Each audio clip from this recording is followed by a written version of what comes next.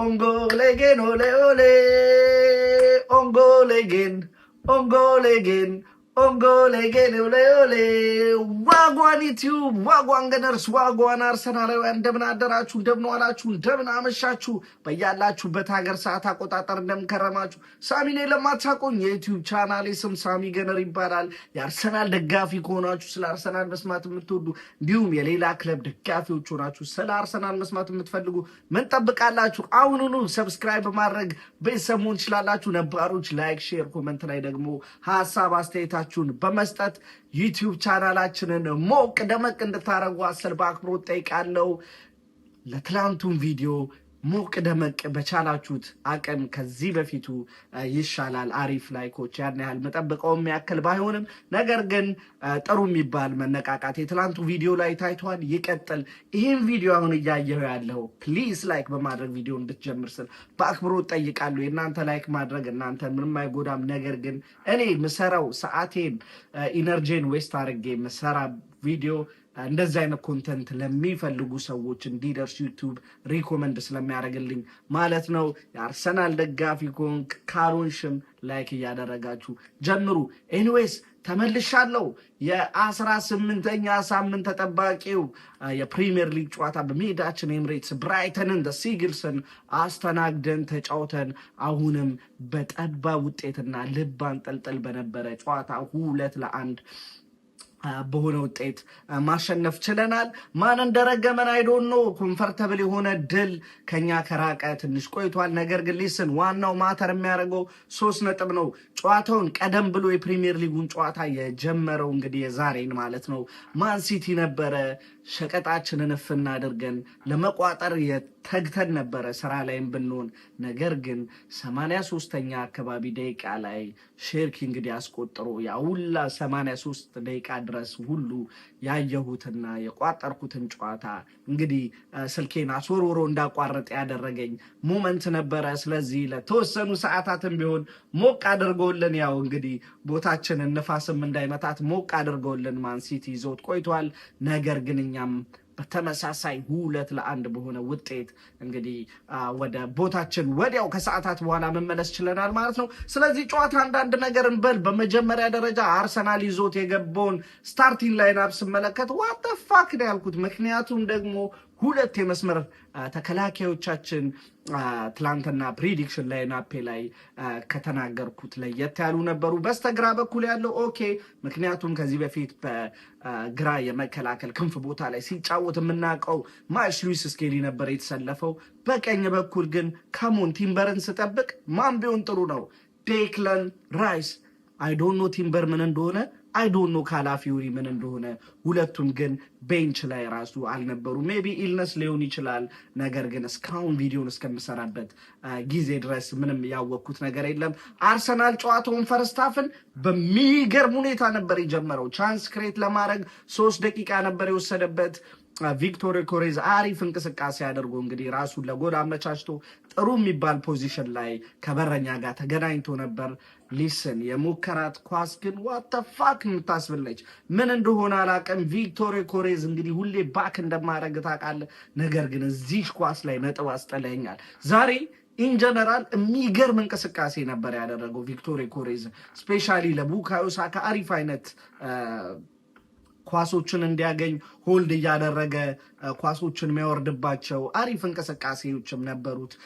የግብ ጠባቂውንም ቢጫ ካርድ እንዲመለከት ያስቻለ አንድ እድልም ፈጥሮ ነበረ። ግን ያቺ ኳስ ከነምበር 9 ስትራይከር የሚጠበቅ ማስቆጠር የሚጠበቅብህ ኳስ ነው። ከዛ ደግሞ ማን ትዝ እንዳለኝ ታውቃላችሁ? የባለፈው ሲዝን ሴም ጨዋታ ላይ 1-1 ኤምሬትስ ላይ ስንለያይ ካይ ሃቨርትስ ያስቆጠራትን ጎል አስታውሷቸዋል። ቺፕ ነገር እንደዛ ማድረግ የሚችልበት አጋጣሚ ነበር ይሄ ኳስ እና ከሞን ቪክቶር ኮሬዝ እንደዚህ አይነት ቻንሶችን መጠቀም አለብን። ብዙም አልቆየም። ድጋሚ ቡካዮ ሳካ በራሱ ጥረት አሪፍ ቻንስ ፈጥሮ፣ ነገር ግን ግብ ጠባቂው ቦታውን ከቨር አደረገበት። ምናልባትም የላይኛው ቡካዮ ሳካ እንደምናውቀው በቀኝ እግሩ አንዳንድ የላይኛውን የመረብ ወዝውዞ የሚያገባቸው ኳሶች አሉ። እንደዛ ቢያደርግ የተሻለ ነበር። ነገር ግን አይከፋም። ያ ሙከራ በረኛው አወጣው። ከዛም ከዚህ በፊት የምናውቀው 3 ኬሚስትሪ ነበረ። ቤን ዋይት፣ ኦዴጋርድ እና ሳካ። ዛሬ ግን ዴክላን ራይስ እና ሳካ አሪፍ እንቅስቃሴ አድርገው ፕረስ አድርጎ ዴክላን ራይስ በጭንቅላቱ ለሳካ ቀበለው። ሳካም አሪፍ እይቶችን አይቶ በክንፍ በኩል እየወጣ ሄዶ ለማርቲን ኦዴጋርድ አቀበለው። ማርቲን ኦዴጋርድ የናፈቅነውን ከፔናልቲ ቦክስ ውጭ አክርሮ እንግዲህ የግብ ጠባቂው በስተግራ በኩል ያለውን መረብ ወዝውዞ የመጀመሪያውን ግብ በ14ኛው ደቂቃ ኤርሊ ጎል ነበር ማግኘት የቻልነው። ከዛ ሊስን አይ ቲንክ 2-0 ያልኳትን ነገር መቀየር ሳይኖርብኝ አይቀርም። ምክንያቱም ዊ ሉክ ቬሪ ቬሪ ዴንጀረስ፣ በጣም አደገኛ እንመስል ነበር። ነገር ግን የትላንቱ ቪዲዮ የተምብልኔልም ካያችሁት ምንድን ነው የሚለው? የምናገኛቸውን ቻንሶች በአግባቡ መጠቀም አለብን። ቻንሶች ልንገራችሁ፣ እዚህ ጨዋታ ላይ በጣም በሚገርም ሁኔታ 24 ቶታል ሹት አድርገናል እኛ። ብራይተን 8 ብቻ ነው ያደረጉት። 6 ሹት ኦን ታርጌት አድርገናል። ከ6ቱ ግን 2 ነው ማስቆጠር የቻልነው። ብራይተን 3 ሹት ኦን ታርጌት አድርጓል። 2 ቢግ ቻንሶችን ፈጥረናል። ብራይተን 1 ቻንስ ነው ቢግ ቻንስ የፈጠሩት።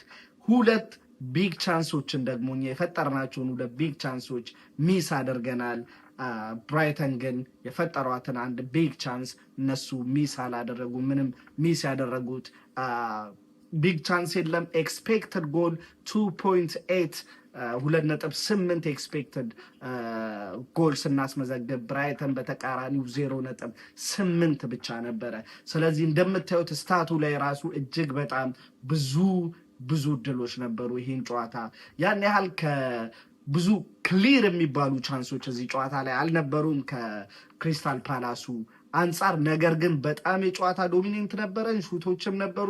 ከዚህ የተቻለ ቻንሶች ክሬት ማድረግ ይጠበቅብን ነበረ ብዬ አስባለሁ። ነገር ግን ይመስለኛል የሚካኤል አርቴታ አሰላለፍ ትንሽ ሞር ክሬቲቪቲ ደግሞ እንዳይኖር ያደረገው ይመስለኛል። ይሄ እያልኩኝ እየተቃወምኩ አይደለም። ነገር ግን ዴክላን ራይስ ቦታ ላይ ሚካኤል ሜሪኖ ነበር የተጫወተው። በሚገርም ሁኔታ ደግሞ ጀምሮ ራሱ ጨርሷል። ኤብሬቼዜ እንግዲህ ተቀይሮ መግባትም አልቻለም። ምናልባትም የሆነ ሰዓት ላይ ኤብሬቼዜን ቀይረን ማስገባት ነበረብን የሚል ሀሳብ አለኝ። ኤኒዌይስ 1-0 ማምራት ቻልን። ከዛም በኋላ ብዙ አስፈሪ የሚባል እንቅስቃሴ እያደረጉ አልነበረም። ፈርስት ሃፍ ላይ እኛ ነበረን ዌል ዶሚነንት የነበር ነው። ከዛም በኋላ አንድ ከማዕዘን የተሻማሽ ኳስ ተጨራርፋ ሚካኤል ሜሪኖ መቷት ፍሊክ አድርጎ ዙቢሜንዲ የሞከራ ቻንስ እና ግብ ጠባቂው ያዳናት ደግሞ ልክ ረፍት ከመውጣታችን የተወሰኑ 2 ደቂቃዎች በፊት መፍጠር የቻልናት ሌላኛዋ ቻንስ ነበረች። እንግዲህ 1-0 በሆነ ውጤት ወደ ረፍት ወጣን። ከረፍት በኋላ ስንመለስ ግን ብዙም ደቂቃ አልቆየንም። በ52ኛ ደቂቃ በ53ኛ ደቂቃ ከማዕዘን ዴክላን ራይስ ያሻማትን ኳስ ጆርጂኖ ረተር በራሱ ግብ ላይ በጭንቅላቱ አስቆጠረ። ይህም ማለት ደግሞ እንግዲህ በተከታታይ ተጋጣሚዎቻችን 4 ጎልን በራሳቸው ግብ ላይ ማስመዝገብ ችሏል ማለት ነው። በፕሪሚየር ሊጉ 3 ግቦችን ተጋጣሚ ክለብ ራሳቸው ላይ በማስቆጠር እንግዲህ ከፉልሃም እና ማንቸስተር ሲቲ እኩል መሆን ችለናል። ምክንያቱም ማንቸስተር ሲቲም ፉልሃምም ተጋጣሚዎቻቸው በኦንጎል ያገኙት ኦንጎል 3 ኦንጎሎች በማግኘት እንግዲህ እነሱ ነበሩ ፊት ለፊት ላይ የሚገኙት። እንግዲህ እኛም ተቀላቅለናቸዋል ማለት ነው። ከዛ በኋላ ግን አርሰናል አሁንም በጣም ኮምፈርተብል ሆነን ነበረ። ግን ኢስ ፉትቦል በሆነ ሞመንት ላይ ቻንሶች ይፈጠራሉ። 64ኛው ደቂቃ ላይ የብራይተኑ ተጫዋች አያሪ መቶት አንግል ገጭቶ የተመለሰውን ኳስ ጎሜዝ በማስቆጠር ብራይተንን የአቻ ወይም ነጥብ ተጋርቶ የመውጣት ተስፋ መስጠት ችሎ ነበረ። አርሰናል ቤት ትንሽ መደናቀጥ ተጀመረ። ብዙም አልቆየም ደግሞ ድጋሚ ማለት ነው በሚገርም እንቅስቃሴ ሲያደርግ የነበረው የብራይተን የመስመር ተጫዋች ሚንታ በሚገርም ሁኔታ ያቺ ጎል እንዴት እንዳልተቆጠረች አይዶኖ። ምክንያቱም ዴቪድ ራያ ወርልድ ክላስ የሆነች ሴቭ ነበር ያደረገው። ያቺ ጎል እንዴት እንደተቆጠረች አላቅም። ነገር ግን ዳቪድ ራያ ወርልድ ክላስ የሆነ ሴቭ ነበር ማድረግ የቻለው። ዳቪድ ራያ እንግዲህ ፕሪሚየር ሊግ ሲዝናችንንም ሴቭ እንዳደረገ ነው ምቆጥረው። ምክንያቱም ብዙ ደቂቆች አልነበሩም አንደኛ ጎል ካገቡ በኋላ እቺ የተፈጠረችው። ስለዚህ በዛች አጭር ደቂቃ ውስጥ 2 ግብ ተቆጥሮብን ቢሆን ኖሮ ሳይኮሎጂካሊ ምናልባትም ዳውን ልንሆን እንችል ነበርና ነጥብም ልንጠል ምንችልበት አጋጣሚ ነበረ። ከዛ በኋላ አርሰናል እንግዲህ ብዙም የማይመቸኝን አፕሮች መከተል ጀመረ።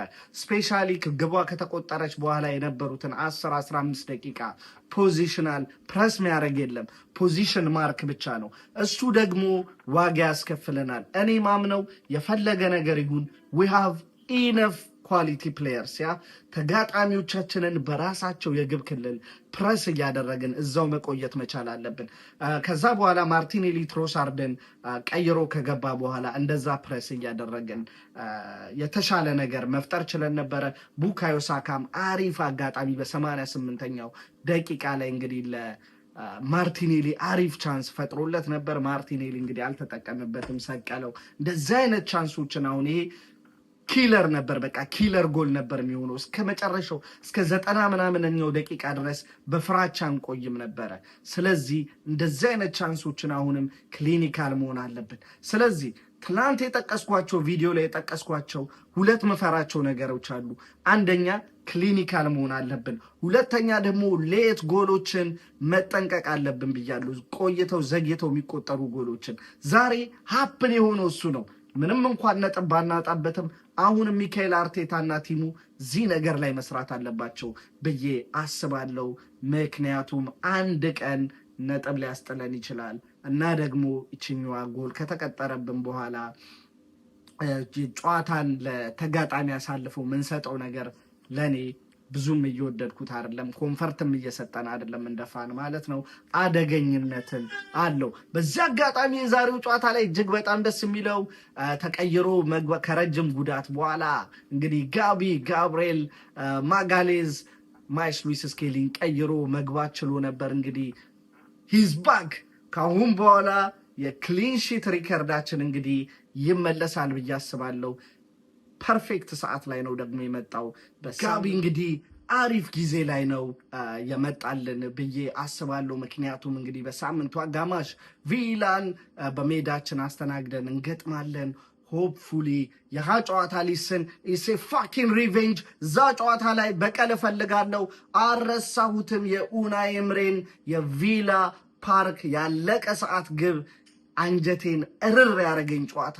ከሞን ለሱ በቀል እፈልጋለሁ። ነገር ግን እስከዛ ጨዋታ ድረስ ቲማችን ላይ መስራት ያለብን ብዙ ነገሮች አሉ።